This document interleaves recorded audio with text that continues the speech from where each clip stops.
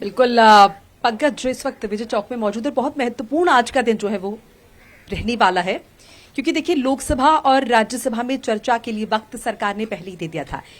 लेकिन उसके बाद विपक्ष का प्रश्न ये था कि आपने ये तो कह दिया है कि चर्चा होगी, लेकिन चर्चा होगी कब? वक्त दिन मुकर्रर नहीं किया, लेकिन आज का दिन मुकर्रर किया गया है। तो लोकसभा में 16 घंटे का वक्त दिया गया है और राज्यसभा के लिए भी कहा गया कि अच्छा खासा वक्त जो है, तकरीबन 9 से 16 घंटे के बीच का वक्त जो है वो राज्यसभा के लिए भी दिया गया है। आपको याद होगा किस तरीके से 22 अप्रैल को 26 मासूमों की जान पहलगाम हमले में हुई थी, तो उसके बाद तमाम सवाल उठे थे सुरक्षा व्यवस्था को लेकर। उसके बाद भारत ने बहुत सोची समझी रणनीति के तहत 6-7 मई की दरमियानी रात पाकिस्तान के 9 आतंकी ठिकानों को निस्तनाबूद किया था और भारत ने यह साफ किया था कि हमने जिस तरीके से यह कार्रवाई आतंकवाद के खिलाफ की है, किसी भी देश के खिलाफ नहीं है। ऑपरेशन सिंदूर इसे नाम दिया गया था और इसमें सबसे खास बात यह थी कि ऑपरेशन सिंदूर को एक दिन का कदम नहीं था, क्योंकि उसके बाद कहीं ना कहीं रिटालिएशन हमने देखा। भारत ने जब यह कार्रवाई की तो यह कार्रवाई भारत ने आतंकी ठिकानों पर की, लेकिन पाकिस्तान ने इसे अपनी संप्रभुता पर यह हमला माना और उसके बाद पाकिस्तान की तरफ से लगातार हमने देखा कि रिटालिएशन हुआ, जिसका बहुत ही माकूल तरीके से भारतीय सेना ने जवाब दिया। क्योंकि जब हिंदुस्तान पर निशाना पाकिस्तान ने पलटवार किया, निशाना साधा, तो भारतीय सैन्य ठिकानों को कहीं ना कहीं टारगेट पर रखा गया। जो इंडियन सिविलियंस हैं उनको निशाना बनाने की कोशिश की गई, मासूमों को निशाना बनाने की कोशिश की, जिससे यह साफ झलकता है कि पाकिस्तान की मंशा जो है अच्छी नहीं थी। बहरहाल जिस तरीके से पूरे देश का खून खौला, हम सभी ने इस बात को बखूबी देखा और सभी सेना के शौर्य की उस वक्त गाथा जो है गा रहे थे और कहीं ना कहीं ये कहा जा रहा था कि इस बार जिस तरीके से भारतीय सेना अपने शौर्य का परचम दिखा रही है और जिस तरीके से अपने जोश में भारतीय सेना नजर आ रही है, निस्तनाबूद हम पाकिस्तान को कर देंगे। इन सबके बीच ये पूरी कार्रवाई हमने देखी, लेकिन उसके बाद जिस तरीके से राष्ट्रपति ट्रंप ने मध्यस्थता की, क्योंकि दोनों ही देशों की तरफ से लगातार बार पलटवार हो रहे थे। पाकिस्तान कहीं स्टैंड नहीं करता हिंदुस्तान के सामने, ये बात सभी जानते हैं, बखूबी जानते हैं, लेकिन फिर भी जाहिर है, देखिए अगर कहीं से एक तरफ से वार होता है और उसके बाद जब पलटवार होता है तो नुकसान होता है और उसका असर आसपास के इलाकों में भी पड़ता है। उसके बाद राष्ट्रपति ट्रंप ने जिस तरीके से ट्वीट किए हैं और ये बात आई है कि मध्यस्थता हुई है, विपक्ष को एक बड़ा मौका मिला है और सीज फायर का ऐलान हुआ। विपक्ष ने लगातार सवाल उठाए हैं कि क्या एक दूसरे देश का राष्ट्रपति हमारे देश के लिए फैसले ले सकता है कि हमें कब सीज फायर करना है।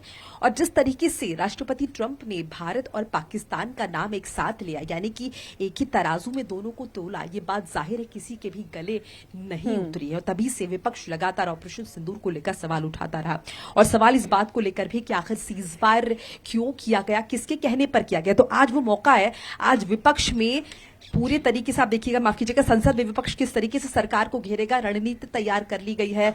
गौरव गोगोई के लिए कहा जा रहा है कि पहला दिन आज जब रहेगा तो वो कहीं ना कहीं इंडिया गठबंधन का नेतृत्व करेंगे और उसके बाद बाकायदा रणनीति बनी है कि सरकार से किस तरीके से सवाल जो है पूछे जाएंगे।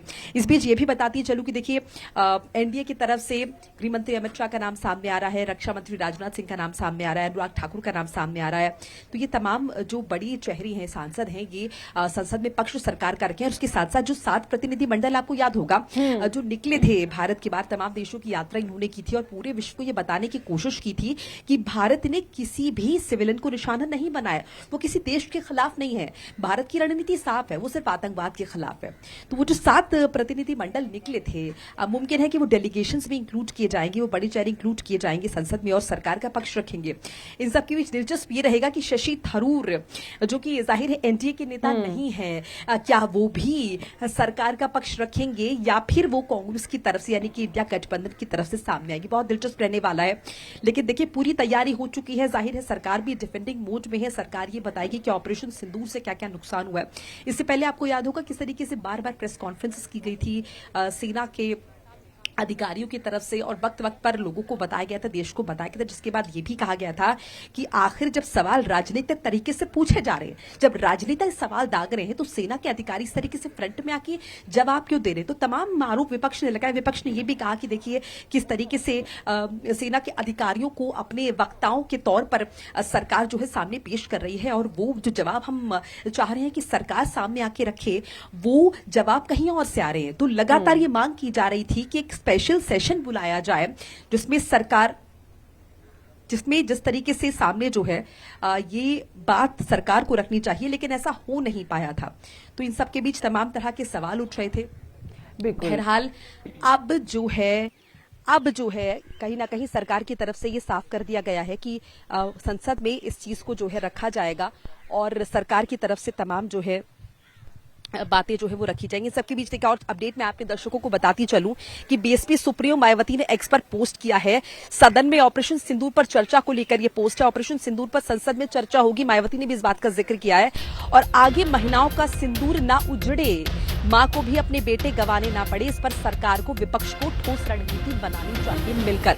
ये बीएसपी प्रमुख मायावती की तरफ से कहा गया। बड़ा अपडेट आपके साथ साझा कर रहे हैं, बड़ी अपडेट आपको लगातार हम साझा करें कि किस तरीके से। और देखिए तमाम सहयोगी भी मेरे साथ जुड़ चुके हैं, मैं उनका भी एक बार आपको बताती चलूं। देखिए मोहम्मद मुकर्रफ हमारे साथ है, श्रीनगर के लाल चौक से जुड़ रहे हैं। नवीन निशांत मेरे साथ हैं लोकसभा से। दोनों का रुख एक एक करके करेंगे। पहले नवीन, मैं आपके पास आ रही हूं। नवीन, आपको मेरी आवाज मिल रही है?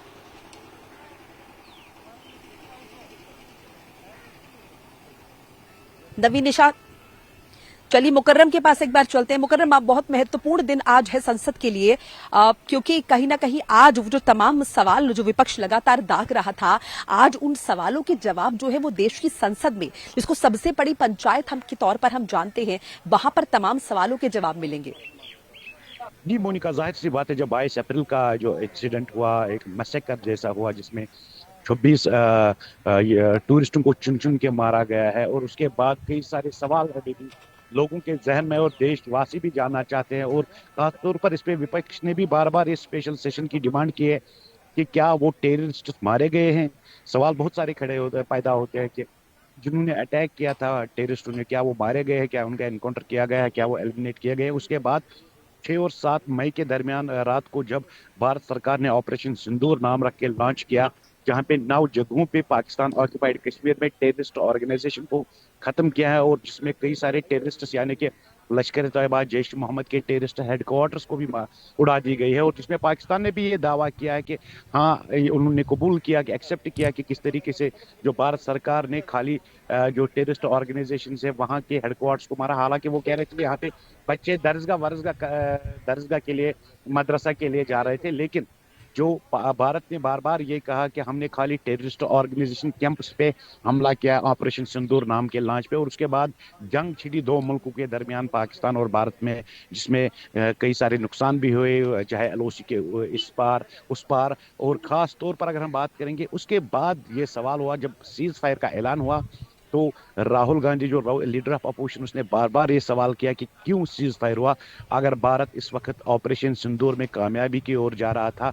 और खास तौर पर फिर कंट्रोडिक्शन उस टाइम स्टार्ट हुआ जब चीफ ऑफ आर्मी स्टाफ ने सिंगापुर में एक बयान दिया कि कुछ जेट्स गिरे, तो वो भी एक सवाल हुए। और फिर डोनाल्ड ट्रंप ने 24 बार दावा किया कि मैंने भारत और पाकिस्तान के दरमियान सीज फायर करवाया, ट्रेड की डील दी। और उस पे कई सारे लोग और विपक्ष के यही सवाल है कि क्यों भारत कोई और देश हमारे बीच में इंटरनल सिक्योरिटी का जो मसला है उन पे मुदाखलत करे, उस पे इंटरवीन करे, उस पे सवाल होते हैं। और क्यों प्राइम मिनिस्टर चुप है, और क्यों होम मिनिस्टर और डिफेंस मिनिस्टर चुप है, इस पे कोई प्रेस कॉन्फ्रेंस भी उसके बाद नहीं हुई। हालांकि जब जंग चल रही थी 6 और 10 मई के दरमियान जम्मू कश्मीर में, खास तौर पर उस दौरान जो डीजीएमओज है वो प्रेस कॉन्फ्रेंस और प्रेस ब्रीफिंग दे रहे थे, जो कि डायरेक्टर मिलिट्री आर्मी के जो पीआरओज है वो प्रेस ब्रीफिंग ठीक दे है रहे हैं कि मुकर्रम, किस मैं तरीके आपके से पास हमने लौट रही हूँ। मैं ऋषभ का रुख कर रही हूँ। ऋषभ हमारे साथ शुभम द्विवेदी के घर से हैं। शुभम द्विवेदी, जाहिर है पहलगाम हमले में जिस तरीके से उनकी जान गई है, जाहिर है। ऋषभ, मैं आपके पास आ रही हूँ, आप मौजूद हैं और आज का दिन बहुत महत्वपूर्ण है, क्योंकि वो तमाम सवाल जिनके जवाब लगातार विपक्ष जानना चाह रहा था, पूरा देश जानना चाह रहा था, आज वो रखे जाएंगे संसद के पटल पर। शुभम के घर में किस तरह का माहौल अभी है? देखिए, मैं सर शुभम द्विवेदी के घर पर ही मौजूद हूँ। उनका ये अपार्टमेंट है, अपार्टमेंट के नीचे मैं हूँ। और जो है शुभम का जो परिवार है उससे हालांकि अभी हमारी बातचीत नहीं हुई है। और जैसा कि वो लोग अपने घर पे ही अंदर हैं, टीवी देख रहे हैं। और उसके बाद उन्होंने 10 बजे का टाइम दिया है हमसे मिलने के लिए। उन्होंने कहा कि 10 बजे तक आप हमसे मिलिएगा। उसके बाद मैं उनके नीचे, वहाँ से मैं नीचे यहाँ से लाइव दे रहा हूँ। तो शुभम के घर में देखिए वो तो बराबर इस तरीके की मांग कर रहे हैं, शहीद के दर्जे की लगातार वो इनका परिवार मांग कर रहा है, इनकी पत्नी मांग कर रही है, उनके पिता जो हैं वो मांग कर रहे हैं, तो पूरा परिवार शहीद के दर्जे की मांग कर रहा है। उनको आज लग रहा है कि आज का दिन बड़ा महत्वपूर्ण है, क्योंकि आज जो चर्चा होनी है वो ऑपरेशन सिंदूर को लेकर आज चर्चा होगी और काफी लंबी जो है इसमें बहस होगी। अपोजिशन इस पर जो है तगड़ी बहस करेगा सत्ता पक्ष से। तो उनको लग रहा है कि हो सकता है कि कुछ न कुछ आज उम्मीद है आज उनके परिवार को कि हो सकता है शहीद का दर्जा इस जो है शुभम द्विवेदी को दे दिया जाए। बिल्कुल, मैं लौटूंगी आपके पास ऋषभ। एक बार फिर से हम रुख कर लेते हैं मुकर्रम का।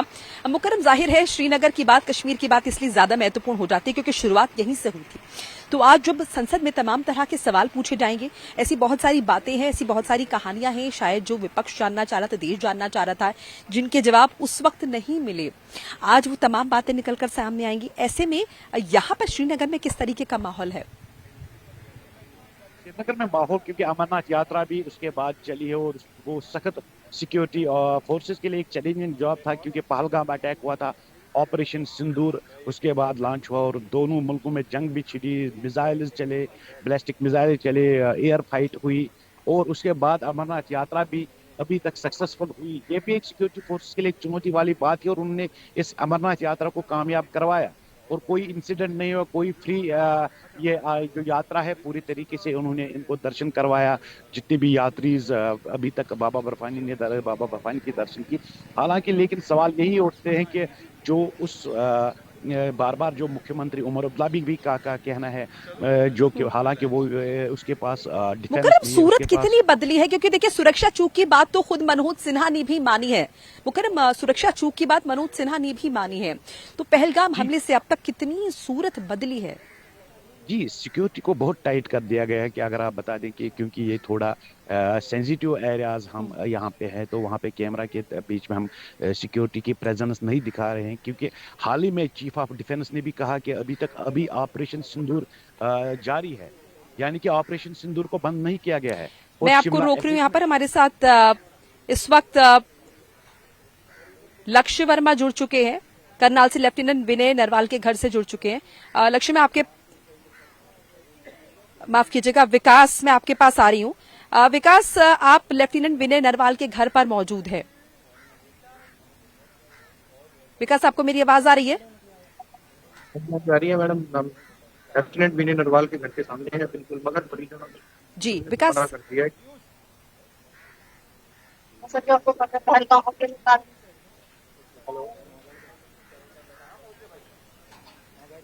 जी विकास, मैं सुन पा रही हूँ, अपनी बात रखिए। हाँ जी, हम बिल्कुल मेरे पीछे देख सकते हैं लेफ्टिनेंट विनय नरवाल पहलगाम हमले में जो शहीद हो गए। तो हम यहाँ पर पहुंचे हैं और जो परिजनों से बातचीत करने की कोशिश करी। परिजन कह रहे हैं अभी तक हम सदमे से बाहर नहीं आए हैं, तो हम नहीं जुड़ पाएंगे। लगातार बातचीत भी करी है हमने और सदन में अपने विषय पर चर्चा और ऑपरेशन सिंदूर पे विपक्ष को बात करें तो विपक्ष इन अहम मुद्दों पर सवाल उठा रहा है कि हमें इनका जवाब चाहिए। क्योंकि बात करें तो डोनाल्ड ट्रंप के कहने पर ही सीज फायर किया गया था। आखिर क्यों डोनाल्ड ट्रंप के कहने पर सीज फायर किया गया? और वहीं बात पाकिस्तान की करे संयुक्त राष्ट्र सुरक्षा परिषद का उपाध्यक्ष भी चुना गया। अगर इतना बड़ा अहम मुद्दा हो गया है, इतना बड़ी घटना उन्होंने पाकिस्तान के द्वारा भारत में की गई है, फिर भी इसे उपाध्यक्ष चुना गया, इस पर सवाल खड़े होते हैं और विपक्ष इस पर जवाब मांगता हुआ नजर आ रहा है। बिल्कुल निश्चित तौर पर विपक्ष जो है जवाब मांगता हुआ नजर आ रहा है। तो तमाम हमारे सहयोगी जो है वो लगातार बने हुए हैं। मैं मुकर्रम एक बार फिर से आपके पास आ रही हूँ। जिस तरह से आपने जिक्र किया कि सिक्योरिटी जाहिर है पहले से दुरुस्त हो गई है, अब जाहिर दुरुस्त होनी भी है, क्योंकि अगर इतनी बड़ी बात हमने कही है और ये हमने संदेश दुनिया भर को दिया है कि कोई भी अगर हम पर टेढ़ी आंख उठाएगा तो उसे बख्शा नहीं जाएगा, तो जाहिर है उसके लिए पहले आपको ये इंश्योर करना है कि आपकी जो है चारों तरफ जो है सुरक्षा एकदम कड़ी है, व्यवस्थाएं एकदम पुख्ता है और लोगों के बीच वो विश्वास भी पैदा करना है। क्योंकि आपको याद होगा किस तरीके से अचानक से श्रीनगर में या फिर यूं कहे कि कश्मीर की तरफ लोगों का आना जो है वो कम हो गया था। बात है, जब बेसब्द का अटैक हुआ, यानी जिसमें 26 या टूरिस्टों को मार दिया गया और चुन चुन के मारा गया है, तो जाहिर सी बात है इस पर टूरिज्म का इम्पैक्ट पड़ेगा जम्मू कश्मीर में। और वो साफ तौर पर जम्मू कश्मीर के खास तौर पर कश्मीर घाटी के जो वादियां हैं और जो पहाड़े हैं, जो पार्क है, जो टूरिस्ट डेस्टिनेशन है, वहाँ पे जाहिर सी बात है साफ तौर पर नजर आ रहा है कि किस तरीके से बहुत सारे कम टूरिस्ट यहाँ आ रहे हैं, क्योंकि एलजी मनोज सिन्हा ने भी अब ये जिम्मा लिया है कि लेफ्टिनेंट गवर्नर, उसके अंडर जो पुलिस है, उसके अंडर जो जो यूनिफाइड कमांड के चेयरपर्सन भी है, उसने कहा कि ये मेरी गलती है कि सिक्योरिटी की चूक हुई है।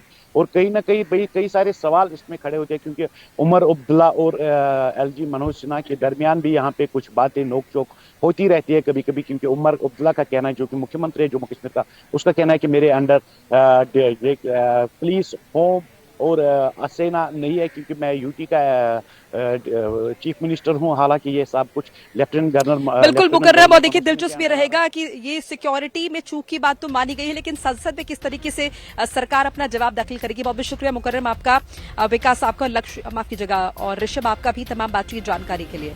एक छोटा सा ब्रेक हमें लेना होगा, फौरन हाजिर हो रहे हैं, आप देखते रहिए हिंदी खबर।